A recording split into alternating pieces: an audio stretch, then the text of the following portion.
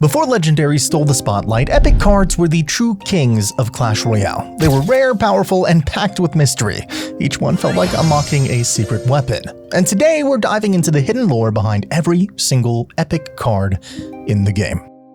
In the Dutch and Russian versions of the game, the guards are actually called the Guardians. Meanwhile, in other languages, their name takes on slightly different forms, like protectors in Turkish, shield warriors in Japanese, and controllers in Malaysian.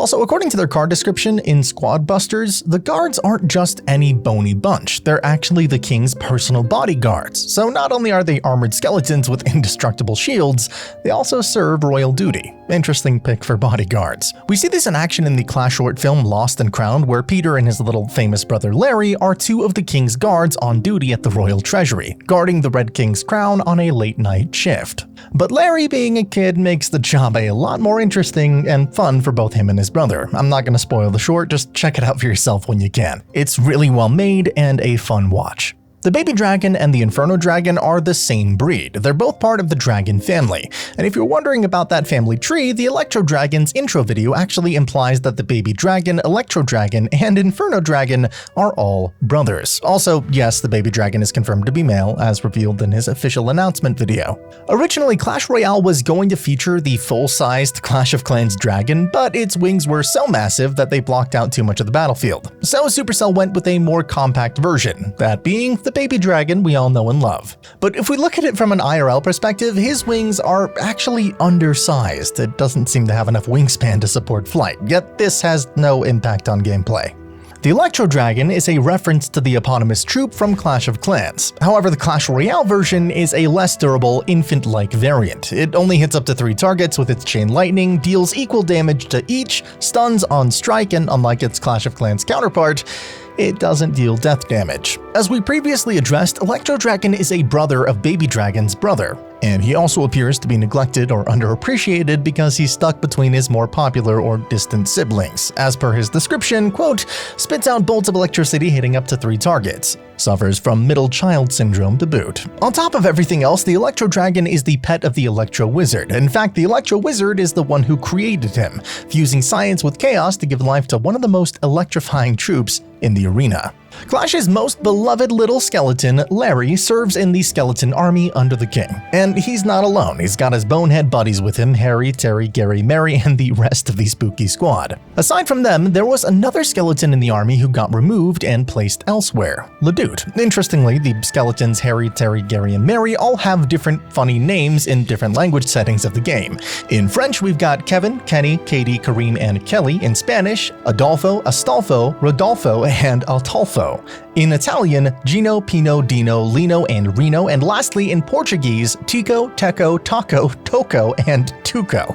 That's a lot of names. The witch is confirmed to be the Night Witch's sister, as revealed in the Night Witch karaoke contest video and supported by the Night Witch's in-game description in Clash of Clans. Both of the sisters are also shown in a Clash-orama episode where we find out that they've had a grudge against each other since childhood. Classic sister-to-sister relationship. Also, according to an official Clash of Clans video on YouTube, the witch's skeletons actually have names: Larry, Kevin, Toby, and Carl. Her becoming a mother was actually an accident. According to the witch's lore drop short, she once found herself in a brutal battle. Outnumbered, cornered, and running low on options. Surrounded by enemy troops, she resorted to casting her most dangerous spell yet. The elixir and remnants of fallen warriors scattered across the battlefield began to glow and rise, merging into what was supposed to become a massive undead monstrosity. But just as the spell reached its climax, the witch took a breath in and sneezed. The spell collapsed, and instead of summoning one colossal abomination, she accidentally raised 4 tiny little skeletons. At first, she was devastated, but seeing the little skellies trembling in fear triggered something else in her maternal instinct. And with that unexpected motivation, she rallied, protected her new bony babies, and managed to turn the tide of battle. What a lovely motherly story. Pekka made an unforgettable entrance into the gaming world, immediately inspiring a wave of fan theories and creative content, so there are a lot of questions and answers about her lore. Interestingly, Supercell never gave the acronym Pekka an official meaning, but on August 22, 2012, they launched a Facebook contest inviting fans to come up with their own ideas. The name with the most likes would be crowned the winner. The one that won over the community was Perfectly Enraged Night Killer of Assassins, and Supercell continued to call her that after. gender. Most players originally assumed she was male, but there were plenty of clues suggesting otherwise. One of the Clash of Clans loading screens mentions, quote, "The armor on Pekka is so heavy that spring traps don't affect her."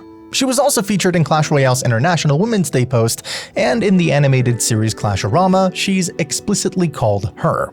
There's also some more evidence as well. The in-game decoration, called the Pekka Protector, says no one messes with her butterfly. But there's even more to her than that. Pekka isn't just a battlefield legend, she's also a mom. Her child is, of course, none other than the pancake-loving Mini Pekka. They've been shown sharing heartwarming moments, especially in the Clash-orama comic titled Bring Your Child to Work Today, which clearly hints at their family bond. So how do we know Mini Pekka is a boy? One official Mini Pekka commercial refers to him as he, although at one point a Clash of Clans social media post mistakenly called him she, leading to some temporary confusion that was later corrected. So while fans debated for a bit, the official stance is clear: Mini Pekka is male. So what is under that mask? Another mask? Something mechanical? Or maybe something no one could have expected?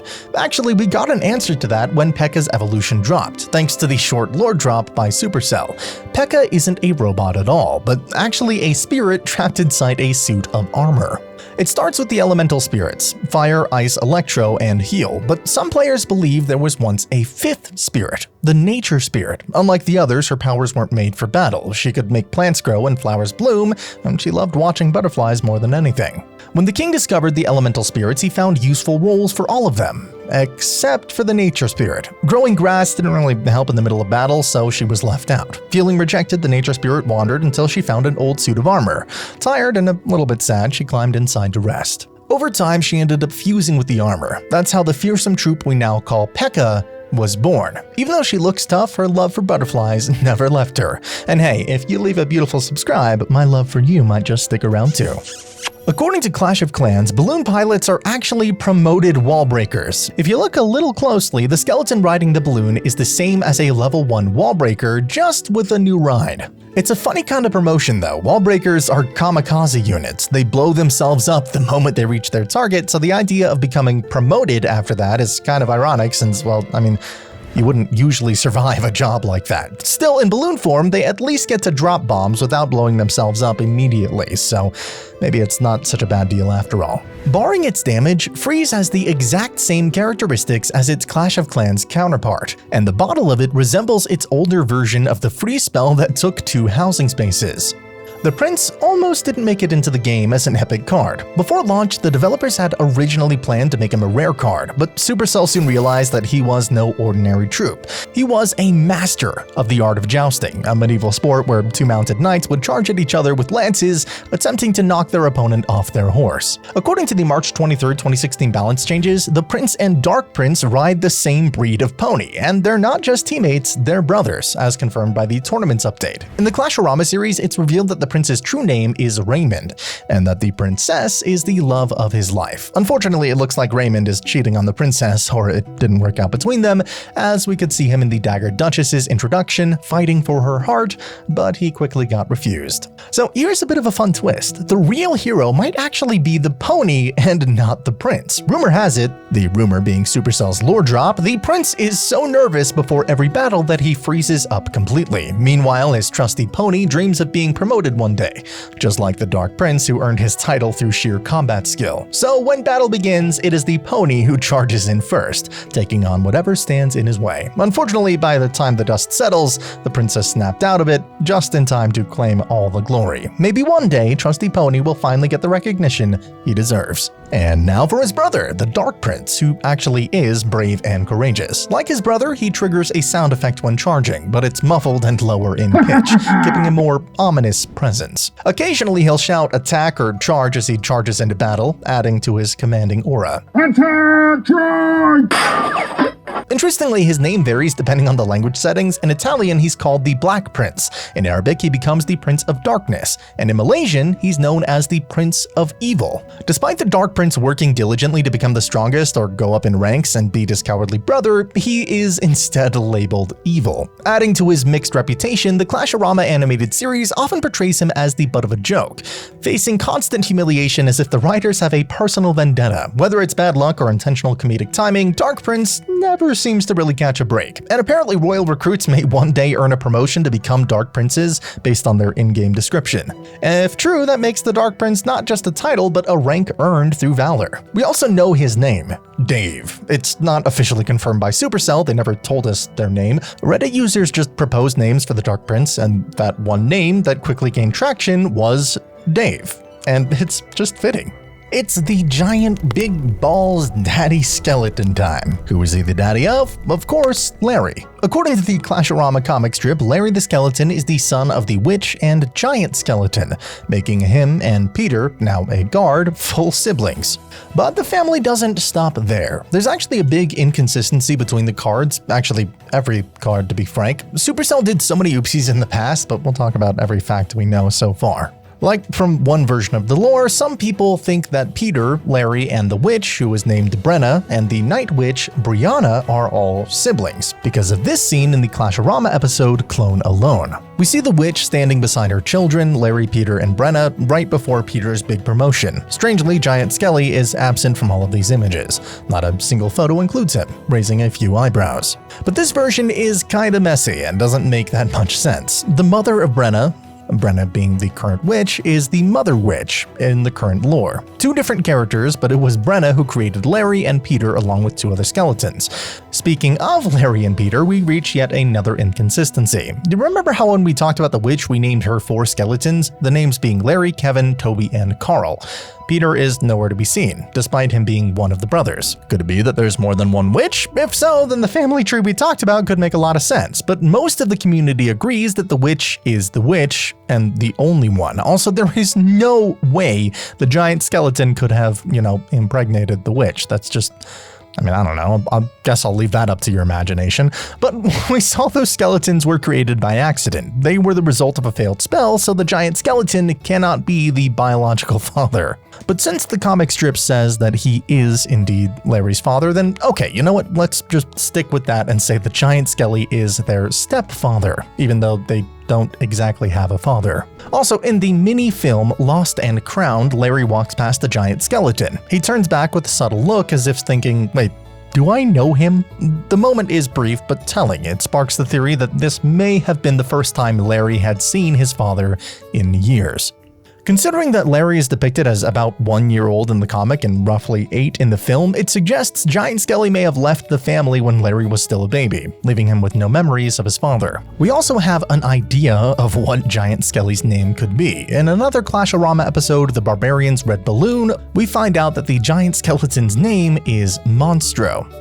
The Rune Giant is a legendary blacksmith able to forge and enchant weapons. Duh. Also, it was thought that the Rune Giant and the Berserker are related, Rune Giant being the mother, but it was soon confirmed by Supercell that despite them looking very similar, they are not related to each other. The clone spell clones troops. There's not really anything else that can be said about its lore. Depending on your language settings, the Goblin Giant goes by a couple of different names. In German and Dutch, he's called Kobold Giant, directly referring to goblins. In Spanish, the name becomes Duende Giant. Duende being another word for goblin or elf, and I'm sorry if I butchered the pronunciation, but it gets more playful in other languages. In Arabic, his name translates to Giant Ghoul, and in Vietnamese, he's known as Giant Leprechaun. Yeah, Leprechaun. But perhaps the most iconic detail about the Goblin Giant comes from one of the game's loading screen hints. Somebody once told Goblin Giant that the world was gonna roll him. If that line sounds familiar, it's because it's from the song All Star by Smash Mouth, famously featured in the opening of the Shrek movie. The joke being that, of course, the Goblin Giant kinda looks like Shrek. The hunter in Clash Royale likely draws inspiration from Shelly, one of the main characters from Supercell's other popular game, Brawl Stars. This connection isn't just fan speculation, it was officially referenced during the global release celebration of Brawl Stars, where the hunter was reskinned as Shelly in the heist mode event. Additionally, in the training camp, one of the tutorial trainers is named Trainer Shelly, and she uses the hunter in her deck, another subtle nod to the crossover. But did you know that the hunter's design started very differently? Originally, he was meant to have a hook mechanic similar to the fisherman pulling enemies toward him. However, this mechanic was eventually scrapped. Instead of being discarded entirely, the hunter was reimagined into the close-range shotgun-wielding powerhouse we all know and love today. As for the hook idea, it of course wasn't wasted. It eventually became the defining feature of the fisherman, who was later introduced as a brand new card with his trusty anchor in hand. And his accuracy is bad because of his impressively bushy eyebrows. I'm surprised he can still see. In the Vietnamese language setting of Clash Royale, the Gollum is literally translated as Stone Man, a fitting name for a creature built entirely from solid rock. The Gollum's design is likely inspired by the Promethean from the game Age of Mythology. If that game doesn't sound familiar, you're probably not a boomer like me. Anyway, both are hulking stone monsters that split into two smaller versions upon defeat. In the Gollum's case, these are the Gollumites, who continue the fight even after their bigger half falls. A Clash Royale loading screen hint even adds a poetic touch, stating that the Gollum's heart is made of stone. Whether that's literal or metaphorical, it perfectly sums up the Gollum's personality: slow, unstoppable, and emotionally, well, rocky. Originally from Clash of Clans, the Wallbreaker is a kamikaze unit designed to demolish walls, and only walls. It deals extremely low base damage but gains a 40 times multiplier when attacking walls, making it the go-to troop for breaching defenses. Fittingly, its name reflects its purpose, but in Clash Royale, there aren't any walls. So what happens to a unit whose whole job is to break something that just doesn't exist? Simple. It adapts. In Clash Royale, the Wallbreaker targets any building, comes with higher base damage but loses the damage multiplier. It also doesn't deal death damage like its Clash of Clans counterpart, and it's also suggested that bombers are promoted Wallbreakers, as one of the loading screen hints says, quote, "One day Wallbreakers realized that they could do a lot more damage if they threw the bomb rather than sat beside it." Imagine that, implying that bombers used to be Wallbreakers, and as we said earlier, Wallbreakers get promoted to balloon pilots, which is still a gosh darn mystery to me. The Electro Giant wasn't always the walking power plant we know today. In fact, before he ever stepped foot into the arena, he was just another giant lugging rocks and smashing towers the old-fashioned way. But that life got boring pretty fast. One day after getting repeatedly zapped by Teslas during training, he had a bright idea. Quite literally, what if he harnessed that electricity for himself? So he got to work. With the help of a few rogue Sparky engineers and an old broken-down Electro Dragon, they built a suit of armor unlike any other, bulky, buzzing, and way too overcharged. The moment he stepped into it, everything changed. His muscles hummed with voltage, his every step lit up the very ground, and the best of all, anyone who dared touch him got fried on the spot. Originally, his card description read, "A hulking hunk of man and metal, zaps nearby enemies when attacked." Not subtle, but definitely accurate. You might have noticed his hit sounds feel familiar. It's just the Giants, but with a zappy twist. A little Easter egg for those with keen ears. Funny enough, many believe he inspired the Electro Titan in Clash of Clans. After all, the two have one big thing in common: they turn the battlefield into a live wire. Now he roams the arena with a smug grin, frying troops left and right, proud to be the tank that fights back. Before he ever rolled into the arena, the bowler was just a concept, a Clash Royale troop that never made it past the drawing board. Scrapped during development, he found new life in Clash of Clans, where his overhauled rock-hurling mayhem made him an instant favorite.